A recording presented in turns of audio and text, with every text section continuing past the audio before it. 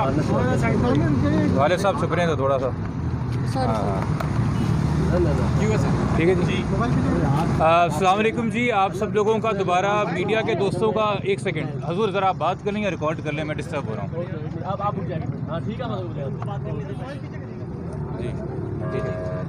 अस्सलाम वालेकुम जी, तमाम मीडिया के दोस्तों का इस केस से जुड़े रहने का, काज़मी साहब के साथ जुड़े रहने का बहुत बहुत शुक्रिया। जैसे कि आप जानते हैं कि आज मौजूद सुप्रीम कोर्ट के सामने हमारी civil petition leave to appeal थी। हमने दो बातों के ऊपर इंसार किया हुआ था कि पहला कि बच्ची को final disposal of the case तक जो है वो शेल्टर होम मुंतकिल किया जाए, और दूसरा कि इसके अंदर एक मेडिकल बोर्ड कॉन्स्टिट्यूट करा के जो कि एक मेडिकल एविडेंस हाई कोर्ट के सामने आया है उम्र के लिहाज से, उसकी हकीकत मालूम की जाए।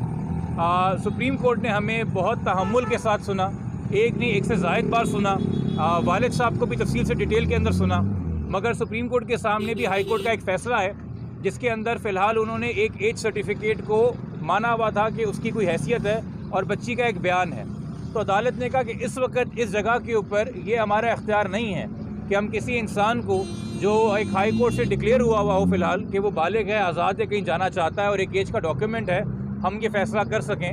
तो बेहतर ये होगा कि फ़िलहाल आप रेमेडी जो सीख कर रहे हैं मेडिकल ऑथेंटिकेशन टेस्ट के हवाले से, उस पर कोई डायरेक्शन दी जाए। तो हमने उसी लिहाज से अपनी जो आज civil petition leave to appeal है उसको नॉट प्रेस किया है। नॉट प्रेस से मुराद है कि हमने सुप्रीम कोर्ट से वापस ली है कि जी फ़िलहाल हम इसको आपके सामने दरख्वास्त को नहीं कह रहे कि इस पर कोई हतमी फ़ैसला करें, हम दोबारा आपके सामने पेश होंगे। और फ़िलहाल जब हमने नॉट प्रेस की है तो इस कंडीशन के साथ सुप्रीम कोर्ट ने इसकी इजाज़त दी है, और सुप्रीम कोर्ट ने हमें ये क्या कहते हैं फैसिलिटेशन दी है कि उन्होंने कहा है कि हम ऑसिफिकेशन मेडिकल रिपोर्ट चैलेंज कर सकते हैं, कोई भी कानून या फ़ैसला हमारे इस चीज़ में हायल नहीं होगा।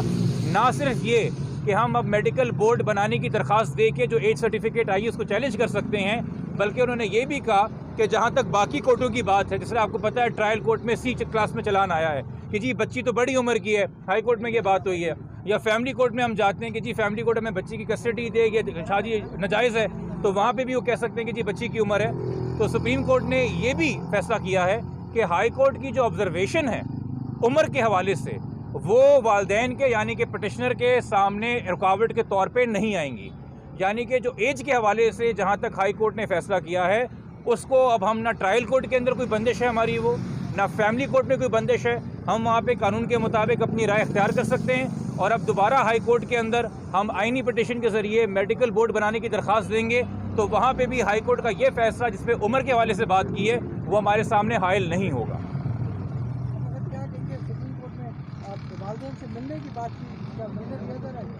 देखिए सुप्रीम कोर्ट जो है किसी भी इंसान को जो एक तरीके से बालिग किसी कोर्ट से डिक्लेयर हुआ हो उसकी फ्रीडम ऑफ मूवमेंट को इनक्रोच नहीं कर सकती। ठीक है, ये एक सुप्रीम कोर्ट का इस पर मौक़िफ़ है, इस पर हमारी कुछ अदालतों की नज़ीरें भी हैं। हमारा इख्तिसार ये था कि जी बच्ची माइनर है,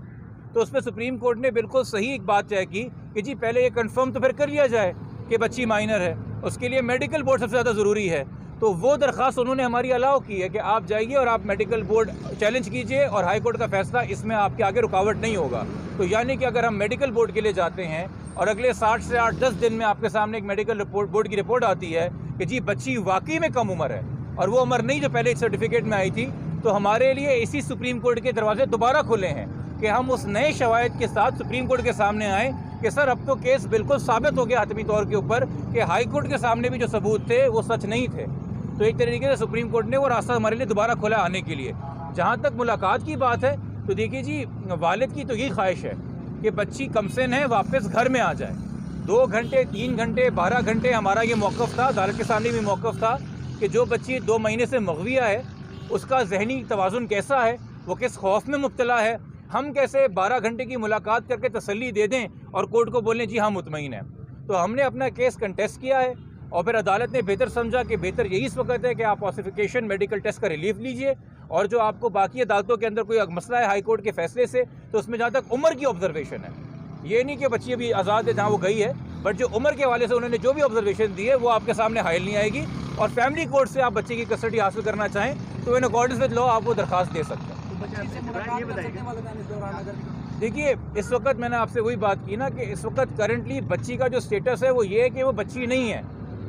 हाई कोर्ट के फैसले के मुताबिक जब आपने उसे सेट एट लिबर्टी किया है तो उसको आप अभी पाबंद नहीं कर सकते। पहले हमें ये साबित करना है कि बच्ची की उम्र वो नहीं है। आपको पता है कि 6 तारीख को ये रिपोर्ट आई थी ऑसिफिकेशन की, 7 तारीख को हेल्थ सेक्रेटरी को ख़त लिख दिया था वालिद साहब ने। उसके बाद जब हमने हेल्थ डिपार्टमेंट से सवाल किया कि जी आप क्यों मेडिकल बोर्ड नहीं बना रहे, तो उन्होंने कहा जी हाई कोर्ट के अंदर एक फैसला आ चुका है, एज सर्टिफिकेट को ऑन रिकॉर्ड ले लिया गया है। अब उस इंक्वायरी को जो हाई कोर्ट से अप्रूव हो गई है, हम दोबारा कैसे चैलेंज कर सकते हैं? ये हमारे सामने बहुत बड़ी रुकावट थी। आज सुप्रीम कोर्ट के इस फैसले के बाद अब हेल्थ सेक्रेटरी साहब के पास कोई जवाब नहीं होगा कि हमारी दरख्वास्त पे अमल करें, और अगर नहीं करते तो हम हाई कोर्ट से आईनी पिटिशन करके इस पर दरख्वास्त देंगे कि जी अब मेडिकल बोर्ड बना के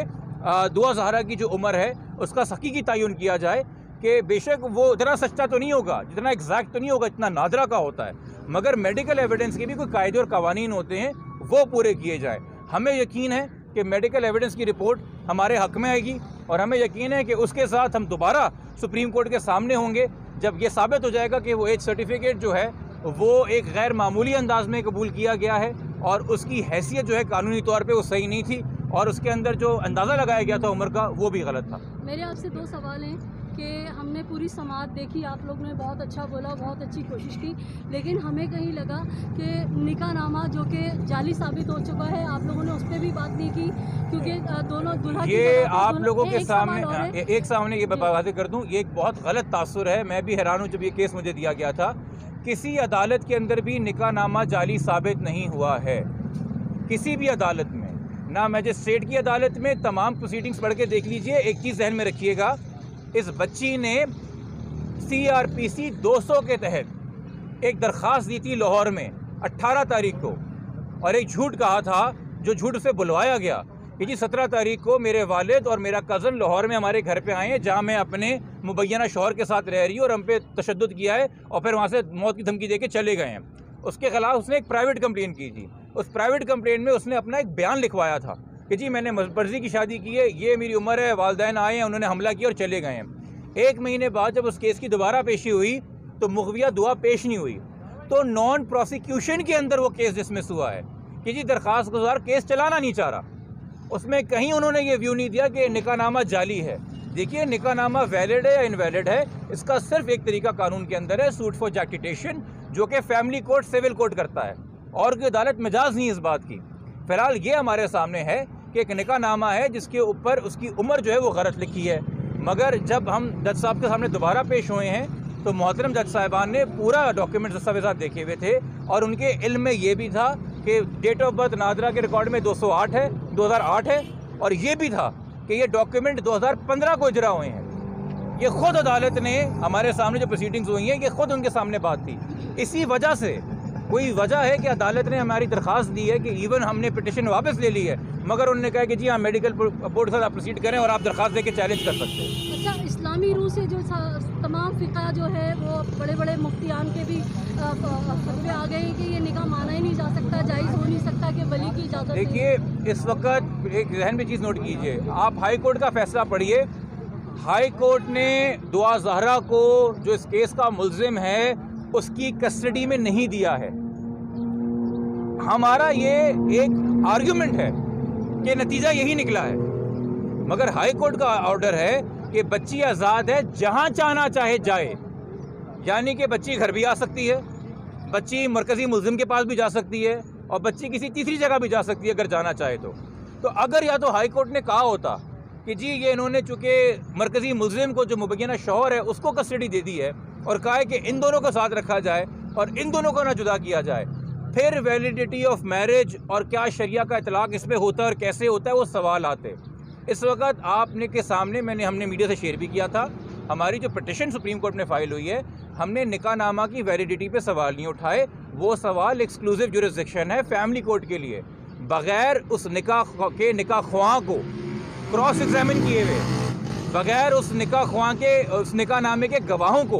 क्रॉस एग्जामिन किए हुए, बग़ैर मुबैना दुल्हन और दूल्हा को क्रॉस एग्जामिन किए हुए कोई भी अदालत ये तय नहीं कर सकती कि निकाहनामा जाली है। तो इसलिए ये दायरा कार है नहीं सुप्रीम कोर्ट का। मैं अगेन आपके तवज्जुह से आम आवाम को ये नॉलेज देना चाहूँगा कि हमें लगता है कि जी मैटर सुप्रीम कोर्ट में है तो एक दिन में सब ख़त्म हो जाएगा, चूँकि फिल्मों में ड्रामों में ऐसा ही होता है। अदालतों का दायरा कार होता है, कस्टडी के मामला, निकाहनामे की वैलिडिटी फैमिली कोर्ट देखता है, सिविल कोर्ट देखता है। कमसिन बच्चा कहाँ जाएगा ये गार्डियन कोर्ट देखता है।